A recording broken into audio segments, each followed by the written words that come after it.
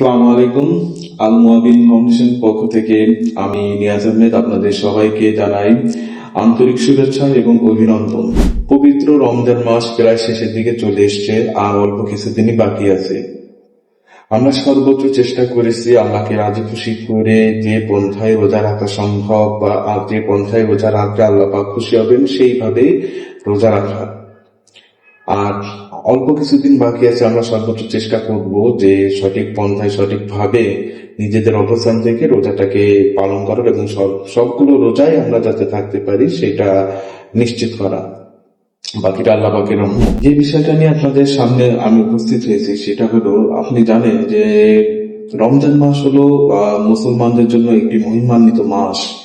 এই মাসে আল্লাহ পাকের রহমত, বরকত এবং আমরা যা অন্যায় অপরাধ গুনাহ করেছি প্রকাশ্যে বা গোপনে সব গুনাহ থেকে মুক্তি পাওয়ার জন্য আমরা আল্লাহ পাকের কাছে দোয়া করি যাতে আল্লাহ পাক আমাদেরকে ক্ষমা করে দেন। তো এমন একটি মহিমান্বিত মাসে আমরা সবাই কম বেশি চেষ্টা করি যে আমাদের আশপাশে যত সবাই মানুষ আছে তাদেরকে বিভিন্নভাবে সাহায্য সহযোগিতা প্রদান করা, আর্থিকভাবে হোক বা অন্য কোনো মাধ্যম দিয়ে হোক। আমরা সর্বোচ্চ চেষ্টা করি যে আমাদের যে দানের হাতটা সেই দানের হাতটা প্রসারিত করা, যাতে অসহায় অভাবগ্রস্ত মানুষগুলো যাতে একটু সুবিধাজনক অবস্থানে আসতে পারে। আল মুআবিন ফাউন্ডেশন আরেকটি উদ্যোগ নিয়েছে যে যেহেতু ঈদ খুব সন্নিকটে, আর কিছুদিন পরেই হয়তো বা ঈদ হবে, সম্ভবত 30 রমজানও হতে পারে অথবা 29 রমজান হতে পারে।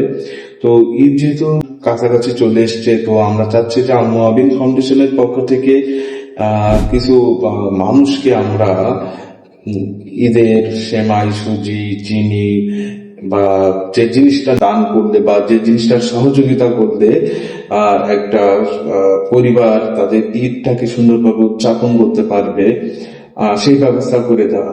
তাই আমরা চেষ্টা করছি যে ঈদের পূর্বে আমরা একটা খাদ্য বিতরণ কর্মসূচি পালন করব, যেটার জন্য আপনাদের সহযোগিতা একান্তভাবে জরুরি।